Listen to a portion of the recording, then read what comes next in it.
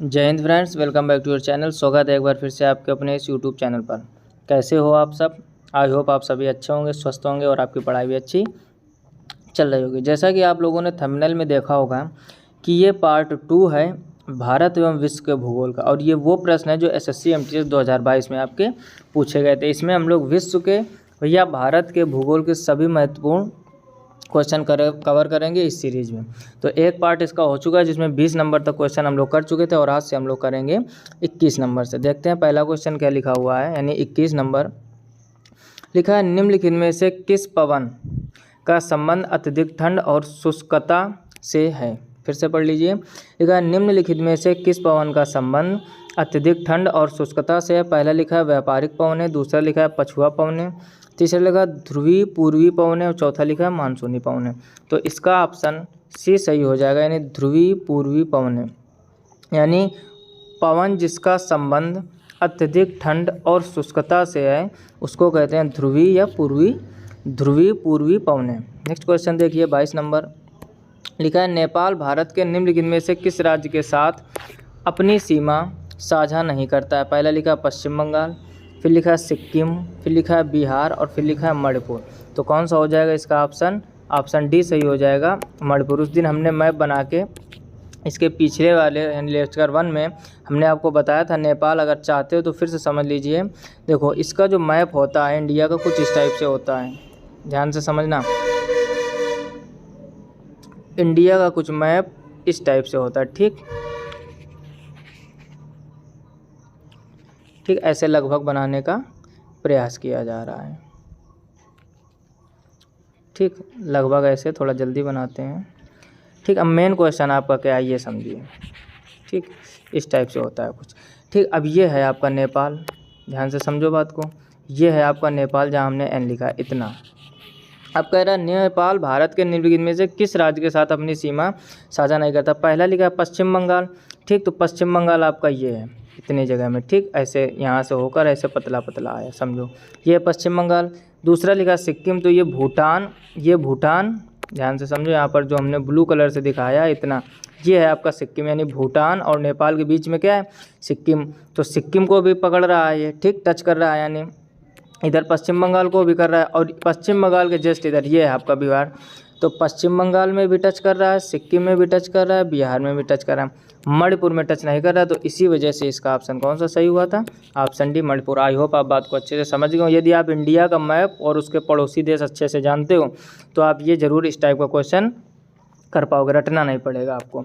Next question देखिए 23 number लिखा है, निम्न में से कौन सी भारतीय प्रायद्वीप की तीसरी सबसे बड़ी और उड़ीसा राज्य की सबसे बड़ी नदी है? फिर से ये कह रहा है भारतीय प्रायद्वीप की तीसरी सबसे बड़ी और उड़ीसा राज्य की सबसे बड़ी नदी कौन सी है? पहला लिखा है महानदी, दूसरा लिखा है गोदावरी, फिर लिखा है कृष्णा, फिर लिखा है नर्मदा। तो इसका ऑप्शन ए सही हो जाएगा, महानदी। यानी जो महानदी नदी है वो उड़ीसा राज्य की सबसे बड़ी और तीसरी सबसे बड़ी भारतीय प्रायद्वीप की नदी है। नेक्स्ट क्वेश्चन देखते हैं 24 नंबर लिखा है, निम्नलिखित में से किस ग्रह को पृथ्वी का जुड़वां ग्रह भी कहा जाता है? पहला लिखा है शुक्र, दूसरा लिखा है शनि, फिर लिखा है बृहस्पति, फिर लिखा है नेपच्यून। तो शुक्र ग्रह जो आपका है ऑप्शन ए इसका सही हो जाएगा, यानी शुक्र ग्रह को पृथ्वी का जुड़वां ग्रह भी कहा जाता है। सबसे चमकीला ग्रह पूछे तब भी आप ऑप्शन शुक्र करोगे, यानी शुक्र से रिलेटेड कई बार क्वेश्चन बनता है। सबसे चमकीला ग्रह तो भी शुक्र, जुड़वां ग्रह तो भी शुक्र। नेक्स्ट क्वेश्चन देखिए 25 नंबर लिखा है, 2011 की जनगणना के अनुसार भारत में नगरीय जनसंख्या का, फिर लिखा है प्रतिशत कितना था? अनुमानित सीमा प्रदान करें। कहने का मतलब अनुमानित आंकड़ा देना है आपको कि 2011 की जनगणना के अनुसार भारत में नगरीय जनसंख्या का प्रतिशत कितना था? तो वो था आपका 30 से 35%। ऑप्शन डी सही हो जाएगा।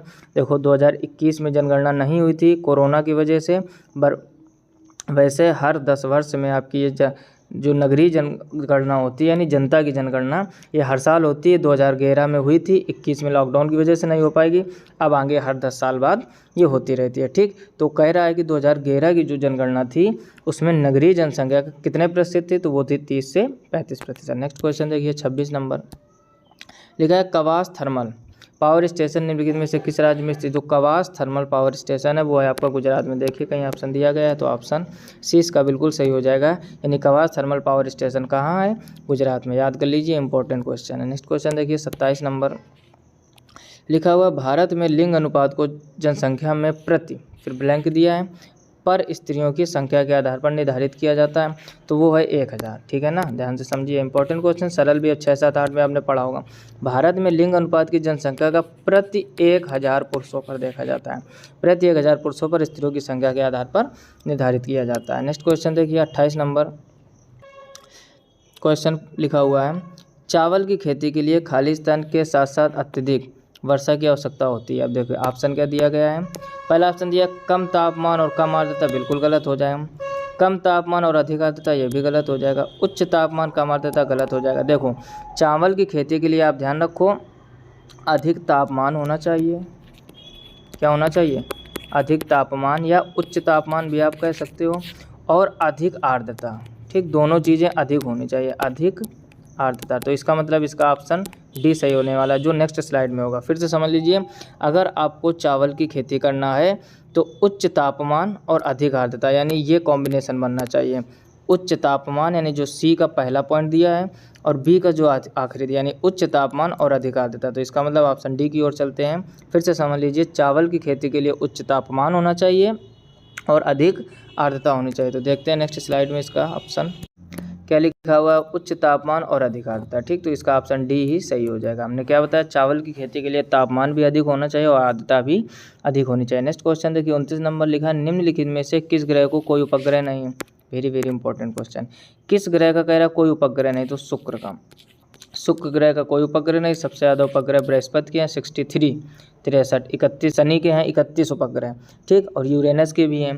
तो इसका मतलब शनि के भी उपग्रह हैं, बृहस्पति के भी हैं, यूरेनस के भी हैं, शुक्र ग्रह का कोई उपग्रह नहीं है। तो इसका ऑप्शन डी सही हो जाएगा। नेक्स्ट क्वेश्चन देखिए 30 नंबर लिखा, निम्न में से कौन सा जानवर भारत में केवल गिर के जंगलों में पाया जाता है?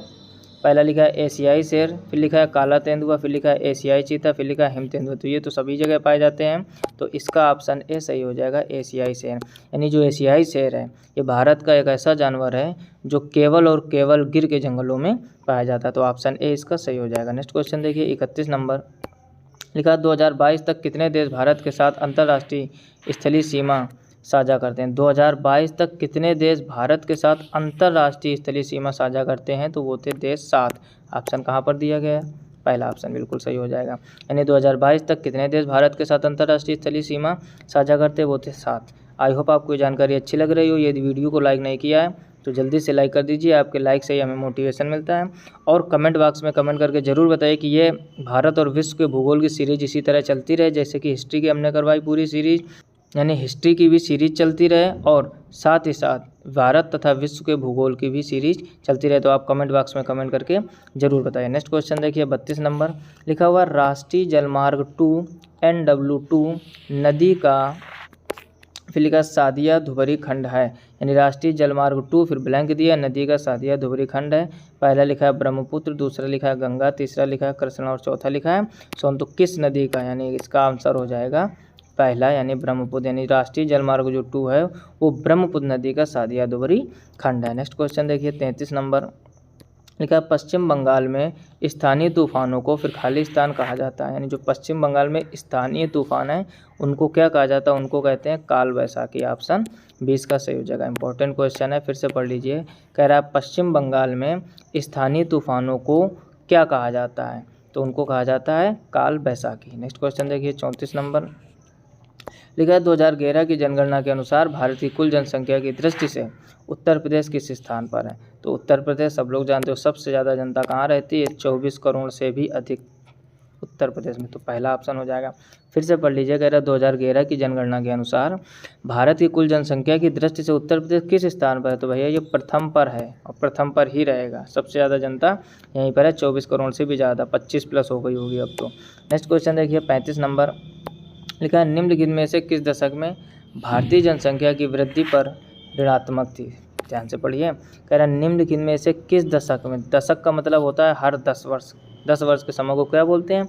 दशक। कह रहा है निम्नलिखित में से किस दशक में भारतीय जनसंख्या की वृद्धि दर ऋणात्मक थी? पहला लिखा है 1961 से 71, दूसरा लिखा 41 से 51 फिर लिखा 11 से 21 फिर लिखा 21 से 31। तो इसका ऑप्शन सी सही हो जाएगा, यानी 1911 से 1921, यानी इस 10 वर्षों में भारतीय जनसंख्या की जो वृद्धि दर थी वो ऋणात्मक थी। नेक्स्ट क्वेश्चन देखिए 36 नंबर लिखा है जो बल पृथ्वी की सतह पर उत्पन्न होते हैं उन्हें खाली स्थान कहते हैं, यानी जो बल पृथ्वी की सतह पर उत्पन्न होते हैं उनको क्या कहते हैं, उनको कहते हैं बहिर्जनित, और जो पृथ्वी के अंदर होते हैं उनको अंतर्जनित। पीछे क्वेश्चन मिल चुका है, ध्यान से समझो। अगर कहते पृथ्वी के अंदर उत्पन्न होते हैं उन्हें कौन सा बल कहते हैं, तो उनको कहते हैं अंतर्जनित बल। अगर कहते हैं जो बल पृथ्वी की सतह पर यानी पृथ्वी के ऊपर, तो उनको कहते हैं बहिर्जनित बल। ऑप्शन डी इसका सही हो जाएगा। नेक्स्ट क्वेश्चन देखिए 37 नंबर लिखा है भारत में जनसंख्या की गणना सामान्यतः कितने वर्षों के बाद की जाती है। अभी हमने ऊपर बताया आपको कितने वर्षों में, 10। हर 10 वर्ष में सामान्यतः जो जनसंख्या की जनगणना है इसकी 10 वर्षों में की जाती है। अभी हमने बताया था 2011 में हुई थी, होनी 21 में थी, कोरोना लॉकडाउन की वजह से, महामारी की वजह से वो जनगणना नहीं हो पाई थी। तो साधारण कितने वर्षों में होती है, 10 वर्षों में। नेक्स्ट क्वेश्चन देखते हैं 38 नंबर।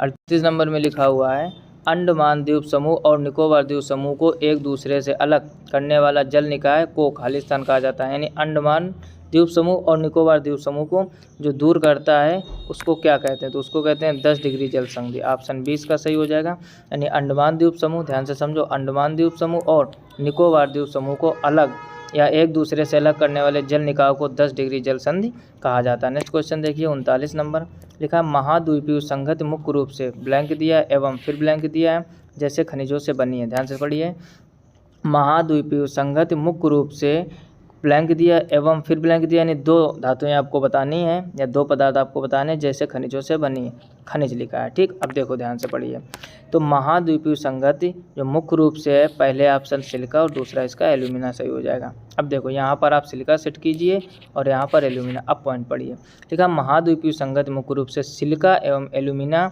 जैसे खनिजों से बनी है, तो इसका ऑप्शन कौन सा सही हो जाएगा, ऑप्शन बी। देखो कुछ पॉइंट आपको याद भी करने पड़ेंगे, कुछ समझने पड़ेंगे। नेक्स्ट क्वेश्चन देखिए, और इसका लास्ट 40 नंबर लिखा है वर्ष 2011 की जनगणना के अनुसार भारत का दूसरा सबसे बड़ा धार्मिक अल्पसंख्यक समाज कौन सा है। ध्यान से पढ़ो, 2011 की जो जनगणना हुई थी, कह रहा है उसके अनुसार भारत का दूसरा सबसे बड़ा धार्मिक अल्पसंख्यक समाज कौन सा था, तो वो था ईसाई। ठीक, जो सबसे ज़्यादा धर्म को मानते हैं, तो धार्मिक हो गया, अल्पसंख्यक यानी इनकी संख्या कम है, तो इसका ऑप्शन डी सही हो जाएगा। तो यहाँ तक हम लोगों ने 40 क्वेश्चन कंप्लीट कर लिए पार्ट 2 में।